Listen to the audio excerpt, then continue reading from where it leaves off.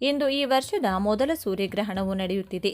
ಸೂರ್ಯಗ್ರಹಣ ನಡೆಯುವ ಸಂದರ್ಭದಲ್ಲಿ ಗರ್ಭಿಣಿ ಇರುವ ಮಹಿಳೆಯರು ಹಾಗೂ ಅದೃಷ್ಟವಂತ ರಾಶಿಗಳು ಮತ್ತು ಮನೆಯಲ್ಲಿರುವ ಚಿಕ್ಕ ಮಕ್ಕಳು ಹಾಗೂ ಗ್ರಹಣದ ಪ್ರಭಾವದಿಂದ ಕೆಲವು ರಾಶಿಯವರ ಜೀವನವೇ ಹೇಗೆ ಬದಲಾಗುತ್ತದೆಯೋ ಅದೇ ರೀತಿಯಲ್ಲಿ ಗ್ರಹಣ ಮುಗಿದ ಬಳಿಕ ಯಾವ ನಿಯಮಗಳನ್ನು ಪಾಲಿಸುವ ಮೂಲಕ ಗ್ರಹಣದ ಮುಕ್ತಾಯವನ್ನು ಮಾಡಬೇಕು ಎನ್ನುವುದನ್ನು ಕೂಡ ಗ್ರಹಣ ಪಾಲನೆಯ ಪ್ರಾಮುಖ್ಯತೆ ಎಷ್ಟಿರುತ್ತದೆಯೋ ಅದೇ ರೀತಿಯಾಗಿ ಮುಕ್ತಾಯವೂ ಕೂಡ ಅಷ್ಟೇ ಪ್ರಾಮುಖ್ಯತೆಯನ್ನು ಹೊಂದಿದೆ.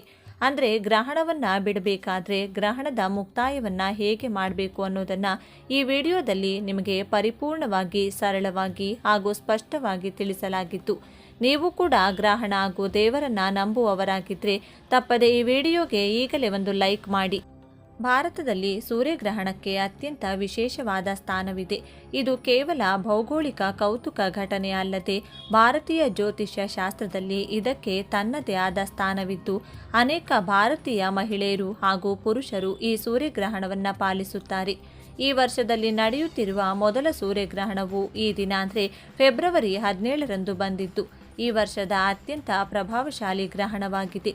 ಗ್ರಹಣ ಮುಗಿದ ನಂತರ ಯಾವ ರಾಶಿಯ ಜನರು ಯಾವೆಲ್ಲ ಕೆಲಸಗಳನ್ನು ಮಾಡುವ ಮೂಲಕ ಗ್ರಹಣದ ಫಲಾಫಲಗಳನ್ನು ಪಡೆಯಬಹುದು ಎನ್ನುವುದನ್ನು ಕೂಡ ವಿವರಿಸಲಾಗಿದೆ.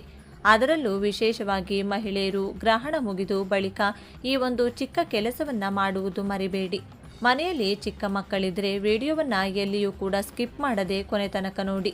ಈ ಗ್ರಹಣದ ಪ್ರಭಾವದಿಂದಾಗಿ ಅದೃಷ್ಟ ರಾಶಿಗಳ ಜನರ ಜೀವನವು ಅತ್ಯಂತ ಸುಖಮಯ ಹಾಗೂ ಅದೃಷ್ಟದಿಂದ ಕೂಡಿರಲಿದ್ದು ಜೀವನದ ಎಲ್ಲ ಕಷ್ಟಗಳನ್ನು ಸರಳವಾಗಿ ನೀರಿನಂತೆ ಹರಿದು ಹೋಗಲಿದೆ.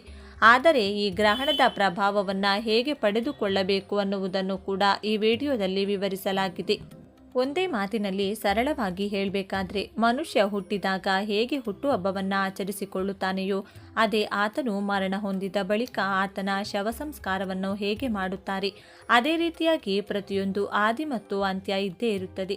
ಅದಕ್ಕಾಗಿ ಸೂರ್ಯಗ್ರಹಣದ ಪ್ರಾರಂಭವಷ್ಟೇ ಅಲ್ಲ ಅಂತ್ಯವೂ ಕೂಡ ಪ್ರಮುಖವಾಗಿರುತ್ತದೆ. ಬನ್ನಿ ಕಂಪ್ಲೀಟ್ ಆಗಿ ನೋಡೋಣ. ತಪ್ಪದೇ ವಿಡಿಯೋಗೆ ಈಗಲೇ ಒಂದು ಲೈಕ್ ಮಾಡಿ ಹಾಗೂ ಕೊನೆವರೆಗೂ ನೋಡಿ. ಫೆಬ್ರವರಿ 17, 2026ರಂದು ಆಕಾಶದಲ್ಲಿ ಅದ್ಭುತವಾದ ಕಂಕಣ ಸೂರ್ಯಗ್ರಹಣ ಅಥವಾ ರಿಂಗ್ ಆಫ್ ಫೈರ್ ಗೋಚರಿಸಲಿದೆ. ಈ ಗ್ರಹಣದ ಸಮಯವೇನು?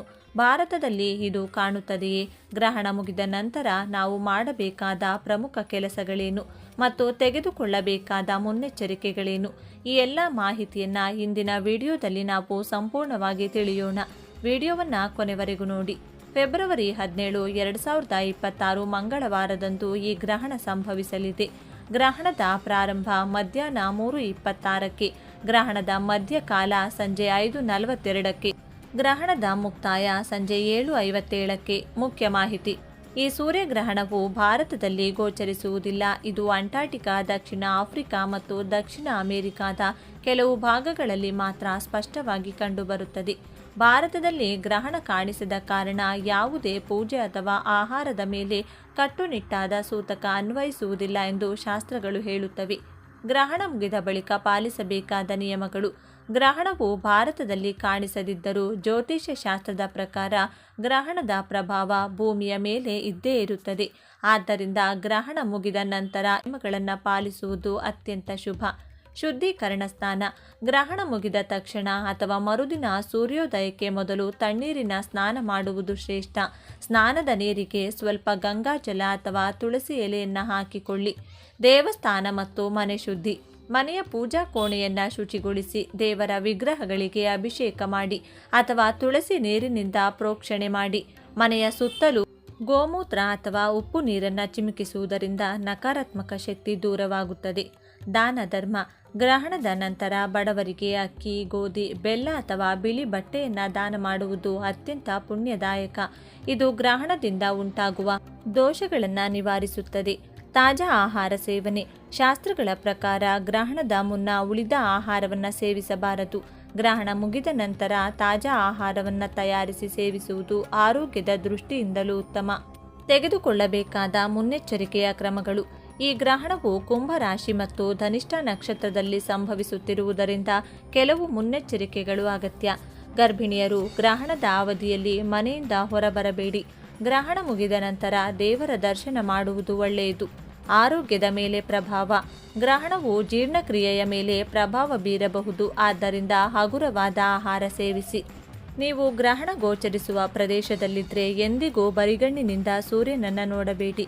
ಇದು ಕಣ್ಣಿನ ದೃಷ್ಟಿಗೆ ಹಾನಿ ಮಾಡಬಹುದು. ಆನ್ಲೈನ್ನಲ್ಲಿ ಅಥವಾ ಪ್ರಮಾಣೀಕೃತ ಸೋಲಾರ್ ಫಿಲ್ಟರ್ ಬಳಸಿ ಮಾತ್ರ ವೀಕ್ಷಿಸಿ. ನೋಡಿದ್ರಲ್ಲ ಸ್ನೇಹಿತರೆ, 17 ಫೆಬ್ರವರಿ 2026ರ ಸೂರ್ಯಗ್ರಹಣದ ಬಗ್ಗೆ ಸಂಪೂರ್ಣ ಮಾಹಿತಿ ಇದು. ಈ ಮಾಹಿತಿ ನಿಮಗೆ ಇಷ್ಟವಾದಲ್ಲಿ ವಿಡಿಯೋವನ್ನು ಲೈಕ್ ಮಾಡಿ, ನಿಮ್ಮ ಸ್ನೇಹಿತರೊಂದಿಗೆ ಶೇರ್ ಮಾಡಿ. ಇಂಥ ಇನ್ನಷ್ಟು ಆಸಕ್ತಿದಾಯಕ ಮತ್ತು ಜ್ಯೋತಿಷ್ಯ ಮಾಹಿತಿಗಳಿಗಾಗಿ ನಮ್ಮ ಚಾನೆಲ್ನ ಸಬ್ಸ್ಕ್ರೈಬ್ ಮಾಡಲು ಮರಿಬೇಡಿ. ಧನ್ಯವಾದಗಳು.